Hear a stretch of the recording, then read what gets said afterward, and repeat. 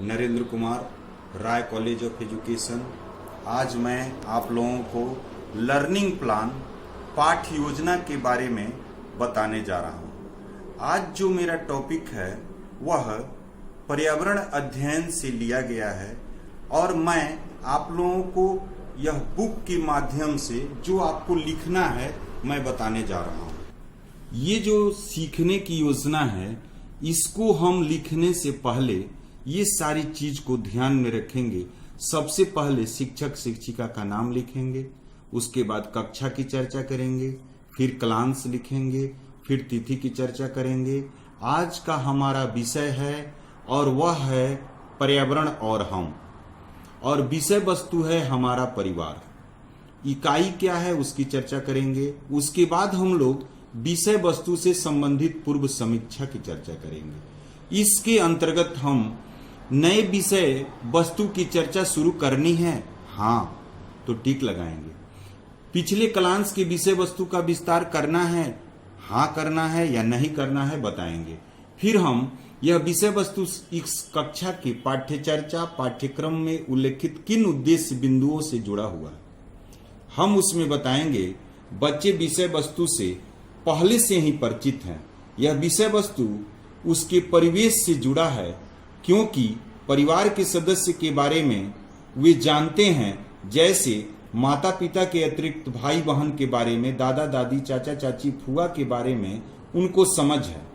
इससे वह समझेंगे कि उसका जो उद्देश्य है वो संयुक्त परिवार और एकल परिवार के महत्व को समझना है। उसके बाद हम चर्चा करेंगे यह विषय वस्तु पूर्ववर्त कक्षाओं के पाठ्यक्रम में भी शामिल है, कैसे? तो मैं लिखूंगा हाँ, जैसे पूर्व के कक्षा में शामिल है। हमें चाचा चाची के बारे में पढ़ाना है और यह बताना है कि हमारे माता पिता के बाद चाचा चाची भी होते हैं। फिर हम आगे बढ़ेंगे, क्या मैंने इस विषय वस्तु का शिक्षण पहले किया है, कब और कैसे? हाँ किया है। बच्चों को पर्यावरण की पुस्तिका से मैंने शुरू किया था और हमारे बच्चे यह जानते थे वर्ग 2 में कि बच्चे परिवार तो नहीं लेकिन माता पिता के बारे में जानते हैं। यह विषय वस्तु इस कक्षा की और किन विषयों इकाइयों से जुड़ा है? कक्षा 3 के अध्याय में मेरा परिवार पाठ से संबंधित है। उसके आगे हम बढ़ेंगे, कक्षा में विद्यार्थियों के पास इस विषय वस्तु से संबंधित क्या आधारभूत समझ हो सकती है? बहुत कम, थोड़ा कम, बहुत कुछ।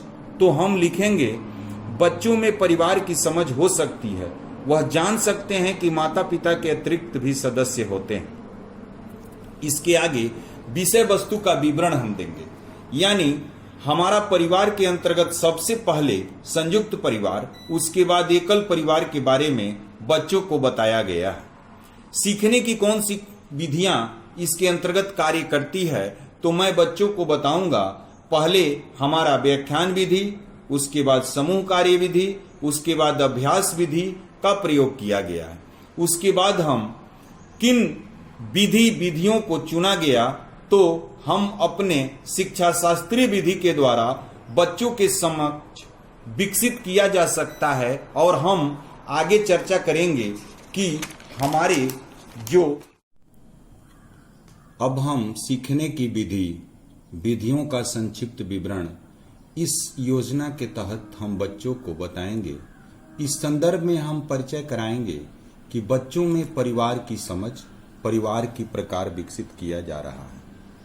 इस कार्य में हम प्रमुख विधि जैसे व्याख्यान विधि, समूह कार्य विधि की चर्चा करेंगे, साथ ही अभ्यास विधि का भी प्रयोग करेंगे। अब मैं आपको बता रहा हूं कि व्याख्यान विधि में बच्चों द्वारा बोलकर बताया जाएगा कि संबंध क्या होता है तथा ब्लैक बोर्ड पर उसका व्याख्यान किया जाएगा। समूह कार्य विधि के अंतर्गत परिवार और उसके सदस्य के बारे में बच्चों को थोड़ी बहुत जानकारी तो रहती है।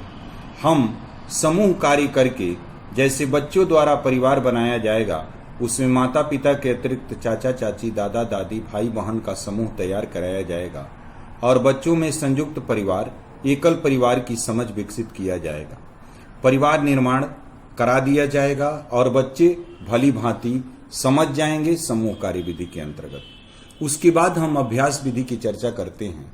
इसके द्वारा बच्चों में प्रश्नों के माध्यम से प्रश्न पूछकर उसका उत्तर प्राप्त कर परिवार के बारे में बताया जाएगा।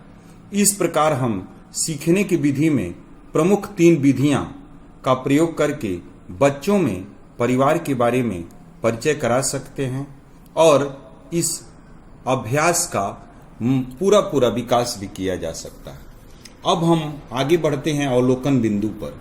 अवलोकन बिंदु के क्रम में यह पाया गया कि आज बच्चों में संयुक्त परिवार, एकल परिवार की चर्चा स्पष्ट नहीं है। अब मेरा एनसीएफ 2005 में हम समीक्षा करेंगे वर्ग कक्ष के बाहरी दुनिया को वर्ग के अंतर्गत चर्चा करना बहुत जरूरी है। समूह में कुछ कार्यक्रम का संचालन कर विषय वस्तु को सिखाने की प्रक्रिया को हम स्पष्ट करेंगे। जैसे परिवार की सदस्य वर्ग कक्षा में विद्यार्थियों को बनाकर हम उसको समझाएंगे। अब हम आगे बढ़ते हैं शिक्षक शिक्षिका द्वारा स्व मूल्यांकन का सुझावात्मक बिंदु। यहाँ पर हम कहेंगे कि क्या विद्यार्थियों ने उस उद्देश्य को समझा? तो हाँ, विद्यार्थियों ने उद्देश्य को समझा जिसके लिए यह विषय वस्तु थी। इसका मूल्यांकन किया गया, बच्चों द्वारा सवाल पूछा गया।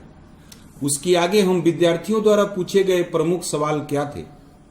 कितने विद्यार्थियों ने सवाल पूछे?